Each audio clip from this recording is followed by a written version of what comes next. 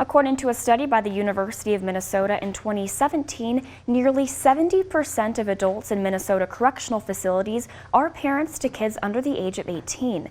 I spoke with one woman who grew up as a child of an incarcerated parent, and now she's made it her mission to advocate for the child's experience.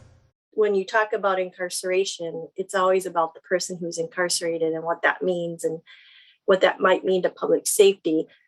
There is very frequently not a conversation about what the impact to families is and what the impact to the children is. And Beck partners with local organizations that work directly with children in the community who, while not incarcerated themselves, have their lives changed from it. Having an incarcerated parent is an unacceptable reason to be separated from your parent.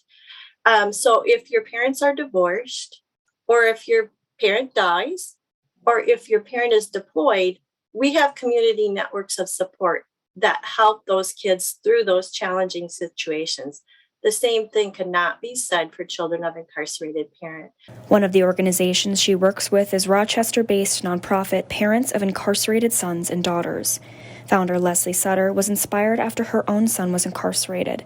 She says she reached out for resources for her and her family to help them through that time, and finding none, she created her own. It impacts more people than we realize, but it's a really uncomfortable thing to talk about. There's a lot of, some people, there's shame, embarrassment, different emotions that go along with it. It's a really difficult situation for families. And, a lot of people are afraid that they're going to be judged. Her project, the Healing and Hope Initiative, is to bring awareness and resources to children impacted by parental incarceration. Sutter herself has 2 children impacted. It just kind of feels like you're on a roller coaster. You're just trying to get from one day to the next and try to figure out, what is going on. And it's when you're going through that, it's kind of hard to focus. Sutter's mission is to be a source for people in a similar situation, for families to have that support and share their stories. In the next half hour, I'll dive deeper into how these situations impact a child's experience and development.